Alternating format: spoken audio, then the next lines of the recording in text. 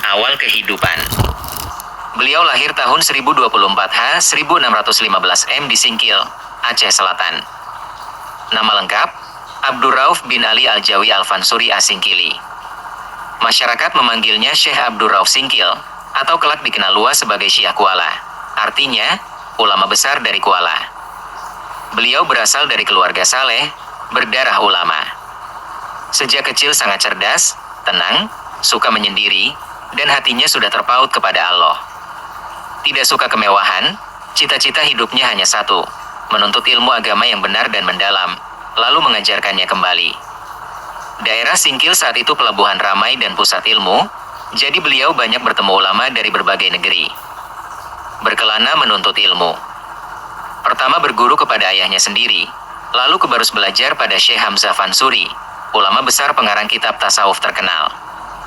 Beliau belajar Al-Quran, fikih, tauhid, bahasa, hingga filsafat. Karena ingin ilmu lebih tinggi, umur 27 tahun beliau berlayar ke Tanah Suci. Tinggal di Mekah dan Madinah selama 19-20 tahun, berguru pada lebih dari 40 ulama besar. Dua guru utamanya, Syekh Ahmad Al-Kushashi dan Syekh Ibrahim Al-Qurani, ahli tasawuf terbesar saat itu. Dari merekalah beliau menerima ajaran tarekat Syatariah, jalan sufi yang menyeimbangkan syariat dan hakikat, sangat jelas dan aman akidahnya.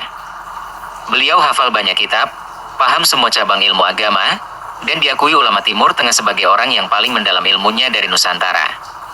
Tahun 1083 1662 M beliau pulang ke Aceh, membawa ilmu lengkap dan izin mengajar. Dakwah, menjadi penjaga akidah dan penyebar kebenaran. Setibanya di Aceh, beliau menetap di Desa Kuala, dekat Banda Aceh. Membangun masjid dan dayah besar. Murid datang dari seluruh Nusantara, Aceh, Sumatera, Jawa, Kalimantan, hingga Semenanjung Melayu. Murid terkenalnya, Syekh Burhanuddin Ulakan, Syekh Abdul Muhyi Pamijahan, Syekh Daud Fathani, semuanya jadi ulama besar. Cara dakwah beliau, lurus, seimbang, dan jelas. Allah itu Esa, tiada sekutu, pencipta segala sesuatu, tidak ada yang menyerupainya. Akidah wajib dijaga murni. Syariat wajib ditaati. Sholat, puasa, zakat, haji, semua hukum agama tidak boleh ditinggalkan. Syariat itu kendaraan, tanpa syariat jalan ke Allah tidak ada. Hakikat itu isi hati. Ibadah bukan cuma gerakan, tapi hati hadir dan sadar kepada Allah. Mengenal diri sendiri artinya kenal kelemahan diri, lalu sadar betapa besarnya Allah.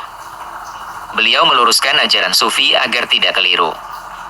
Tentang ungkapan, menyatu dengan Tuhan, beliau jelaskan tegas. Tidak pernah ada makhluk jadi pencipta. Maknanya, hilang kehendak sendiri, ikut sepenuhnya kehendak Allah. Seperti besi panas ikut sifat api, tapi besi tetap besi, api tetap api.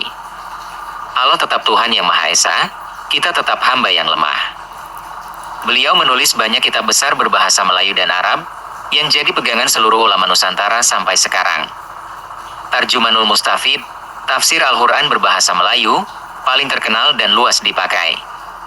Mir'atut Tulab, himpunan hukum agama lengkap.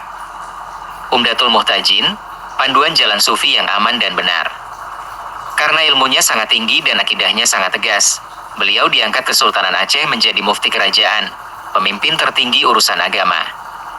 Semua hukum negara disesuaikan dengan pendapat beliau. Dihormati raja, dicintai rakyat, ditakuti orang yang mau menyesatkan agama. Karomah dan keagungan. Banyak mukjizat beliau, semuanya izin Allah. Bisa berbicara dengan orang jauh tanpa surat kabar. Air bekas wudhu beliau jadi obat segala penyakit. Kadang saat mengajar, cahaya terang memancar dari dada dan wajahnya. Tahu isi hati orang yang datang bertamu, lalu memberi jawaban pas persis apa yang mereka sembunyikan. Saat hujan lebat, tempat beliau duduk selalu kering, tidak kena air. Namun beliau tetap paling rendah hati, baju sederhana, makan seadanya, tidak mau dipuji, selalu bilang, semua ini karunia Allah, aku hanya hamba yang berusaha belajar dan mengajar. Meluruskan kesalahan ajaran. Saat itu ada ajaran sufi yang keliru, mengajarkan manusia sama dengan Allah, atau syariat tidak penting. Beliau menentangnya tegas, menulis kitab peringatan, mengumpulkan ulama, bersidang, sampai ajaran sesat itu hilang dari Aceh. Beliau jadi penjaga akidah Islam di Nusantara, supaya tauhid Allah tetap murni. Pernah ada ulama bertanya, di mana letak Allah? Beliau jawab tenang. Allah itu tidak ada di atas, tidak di bawah, tidak di mana-mana, dan tidak ada. Allah itu pencipta tempat dan waktu. Allah itu dekat, lebih dekat dari urat lehermu. Ada di mana-mana kuasa dan rahmatnya, tapi wujudnya tidak diserupakan dengan makhluk. Jawaban itu jadi rujukan ulama sampai sekarang. Akhir hayat. Beliau wafat tahun 1104 H, 1693 M, umur 73 tahun. Wafat dalam keadaan sedang berzikir menyebut nama Allah, wajah tersenyum damai. Dimakamkan di samping masjid yang beliau bangun, di Kuala, Banda Aceh. Sekarang tempat itu bernama Kompleks Makam Syekh Kuala, sangat dihormati. Namanya diabadikan jadi nama universitas besar, Universitas Syekh Kuala, sebagai tanda jasa abadi beliau bagi Islam dan tanah air. Warisan utama. Syekh Abdul Rauf Singkil adalah ulama paling lengkap ilmunya di Nusantara. Akidah tegas, Allah Esa, tiada sekutu. Syariat kuat, semua hukum agama wajib dijalani. Hakikat mendalam, hati bersih, hidup sadar Allah. Penulis kitab rujukan yang dipakai ratusan tahun sampai sekarang. Beliau disebut Bapak Islam Modern Nusantara, karena menyatukan ilmu lahir dan batin, menjaga agama tetap indah, benar, dan damai.